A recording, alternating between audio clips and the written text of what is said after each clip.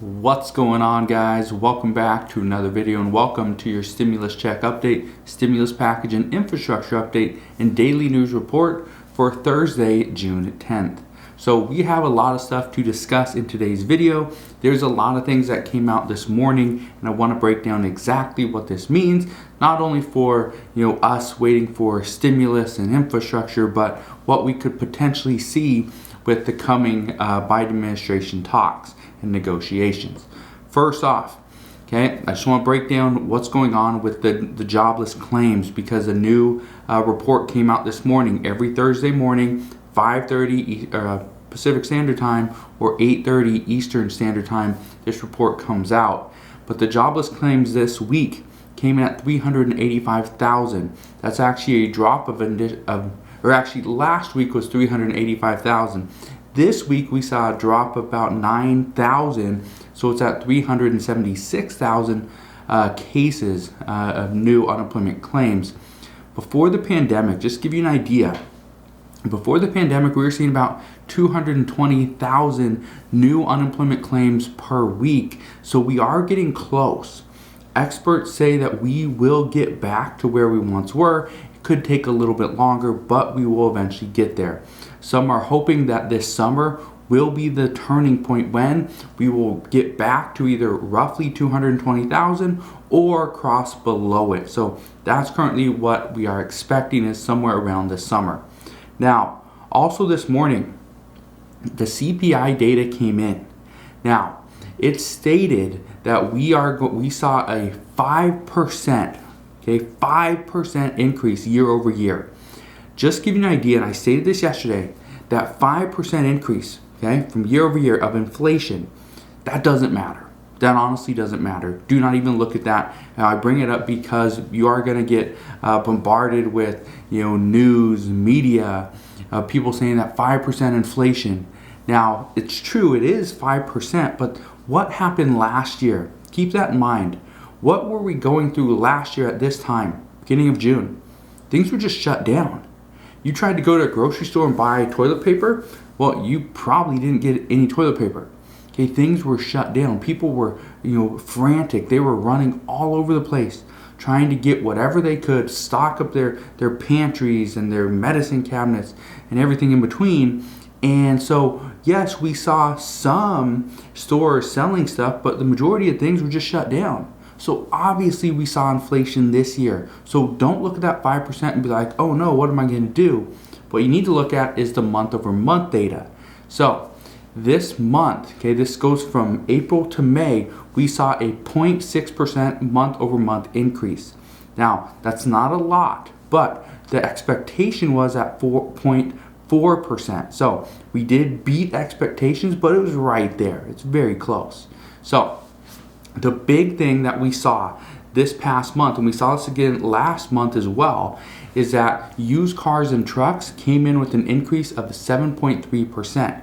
And this is not due to the fact that used cars and trucks are becoming more desirable. It's the fact that the supply chain is having so many issues. It's manufacturing. That's the issue. Manufacturing is going to catch up. There's nothing to worry about there, so I wouldn't get too worried about that. But here's where things are getting a little bit interesting. We saw the food index rise by 0.4%. Okay, meats, poultry, fish, and eggs saw an increase of 1.3%, and beef itself rose by 2.3%. Okay, those are all very important numbers to understand. But why does this matter for infrastructure and stimulus? First, one of the reasons why this matters is, first off, the prices of cars, used cars and trucks is going to drop. It's going to drop significantly, most likely, I'd say the end of this year, possibly the early beginning of next year. I don't think it's going to happen in the middle to end of next year. I think it should be a little bit sooner, but we will see what happens there. But again, we will see drastic drops in these numbers. Okay, that's the first thing. But what you need to keep in mind at this point is that we don't have these inflation expectations like we did in the previous months. Okay, we're starting to get those answers, and this is something that I said probably a few months back, that the summer months are going to be critical. What we see happen over the summer, okay, what we see happen with the inflation, right? What we see happen with the case counts, the COVID case counts. That all plays into all of these things. So here's what I can tell you. Okay, right now, being that we don't have that expectation like we used to, that we're going to see a massive amount of inflation, then there's a higher chance that we see Congress pass a higher infrastructure package that will also include more stimulus. We know that Europe is still pushing stimulus. China is actually saying that that Europe and the United States are actually causing inflation across the world because of the continuing stimulus that we're providing not only to the American people but to businesses as well. And experts currently at this time are actually saying that right now Europe and the United States need to be more worried about what they are doing as opposed to worried about what's happening across the world, which is exactly true.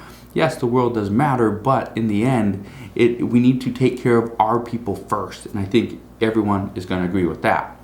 Now, yesterday, I said that the CPI data that comes in, okay, if it comes in as expected, okay, then we will most likely get more talks on stimulus and larger infrastructure. That's already kind of happening.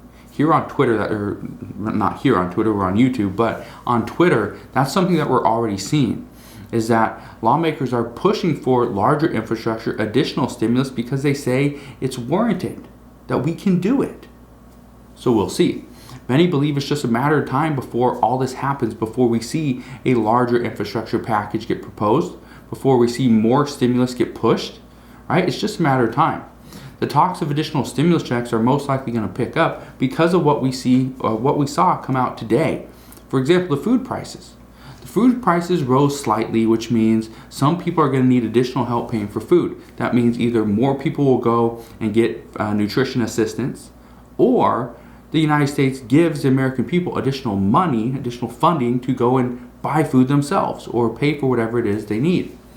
What we know is that rents also increased by 0.2%. Not a lot, but 0.2%. It's still a substantial amount of money to many people. So at that point, when you add up 0.2%, again, it's not life-changing, but it's substantial to somebody that doesn't have a lot of excess money. 0.2%, any increase is not good. So many say that the fastest way to get additional assistance and relief to the American people is by giving them a stimulus check. So we'll see what happens there, but what I can tell you is that the talks of additional stimulus to the American people, additional assistance in a larger infrastructure package will be coming simply because of the data that we saw this morning. Now, yesterday, I didn't report this yesterday afternoon because we were still getting updates on this, but yesterday we did hear from the Problem Solvers Caucus, and they are about to propose a new infrastructure package. Their package, again, the Problem Solvers Caucus, if you don't know who they are, they're a group of bipartisan members of both the House and the Senate. But what they do is they get together and they try to figure out a way to get a compromise within the two parties. They are the Problem Solvers Caucus. That's what they're there to do, solve problems. This is the group of 29 Democrats, 29 Republicans are actually putting together this $1.25 trillion infrastructure package. And the biggest issue with this package, or any infrastructure package at this point, has been that they can't figure out a way to pay for the bill. So what we are hearing is as of right now, the Problem Solvers Caucus has not actually provided details as to how they're going to pay for this bill. They simply just provided the details of what would be in the package. Now, I could tell you what's going to be in the package, but why bother you with that when the most important details is how will this be paid for? Okay, so out of this $1.25 trillion infrastructure package, about $760 billion is going to be, I believe, new funding. All the rest will be used from somewhere else. So we're going to see what happens there. But some say that this is probably the best chance we have of getting infrastructure package done is with the bipartisan group of lawmakers, not the group of 8 or 9 senators at this time, kind of led by Senator Mitt Romney. That is a good proposal, but some say that being that it's just senators, it would make more sense to get a total view with not just the senators, but also the representatives as well. So we're going to see what happens there. But again, those are two proposals that are currently being worked on. And as we get more details, I'll provide you with those details. And here's some more big news. This is something that I knew was coming. I just didn't expect it to happen so soon. What we know as of right now is that some moderate Democrats are upset that millions of families who do not need any additional assistance are actually going to be getting a child tax credit payment starting July 15th. What they are saying is that the phase out was not large enough. And if you're not sure what the phase out is, for an individual, if you make $75,000 or more, every $1,000 you make over that, you actually lose $50 in your child tax credit. So, just giving you an example. Let's say you have one child, they're 7 years old. Let's say you can get $3,000 at the end of the year. Okay, perfect. But you didn't make $75,000 or less, you made $76,000. So, or let's just say $77,000, right? $2,000 more than the cap. Well, the phase out would have kicked in, which means you would have had $2,000 more, which means you'd have $50 for every $1,000. That would be $2, so $100. So instead of $3,000, you'd get $2,900 as a child tax credit divided by 12 months. You get a payment of whatever that is. I don't feel like doing the math. It's too early. So just to give you an idea, that's where some are at. Some lawmakers are saying, some Democratic lawmakers are saying that we need to prevent families making over $250,000 from getting a child tax credit. Why should a family making over $250,000 get any money for their children when $250,000 should easily be able to provide for an entire family? So we will see. Right now, what I can tell you is that the 2021 child tax credit payments will not be changed. That's written into law. That is what it is. However, okay, again, and that's starting in July. So people making $300,000, $400,000 could still be getting a child tax credit payment. Okay, just keep that in mind, because that's going to make a lot of people very upset. But that is what it is. That is exactly what lawmakers passed.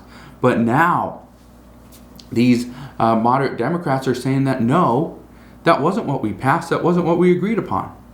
But it is. That is exactly what was passed. So this is something that we're going to keep an eye on, because the rules for 2021 aren't going to change.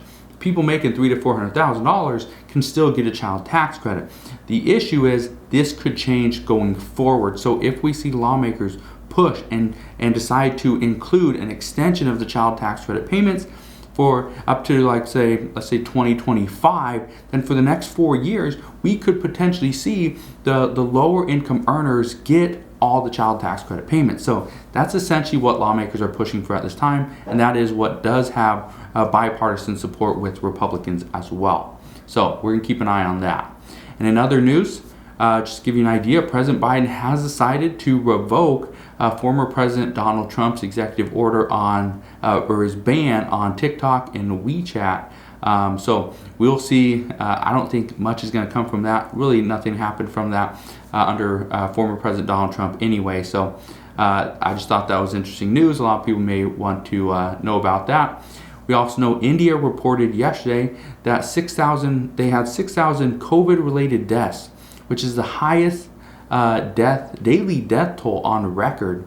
And so this is something, not even here in the United States did we see over 6,000 deaths in a single day. So that came yesterday, which means there's still a big threat of COVID here in the world. So that's obviously something that we need to keep an eye on as well. The U.S. Surgeon General is also telling Americans, don't let your guard down, and that the increase in dangerous variants is more and more of a reason why all Americans should get vaccinated. So, a lot of people are going to push for vaccinations, and I say, even though I did get vaccinated, okay, that was my choice for health reasons, but if you don't want to get vaccinated, don't get vaccinated. If you want to, perfect, go get vaccinated. It's your choice, it's your body, your decision. You get to make it. This is why this is America. This is why this is a great country, because we all have that decision. So I just want to thank you guys for watching. Have a wonderful rest of your Thursday. Have any questions whatsoever, please ask your questions down in the comment section below. Consider subscribing so I can continue to keep you updated on everything that's going on, and I'll see you guys on the next one.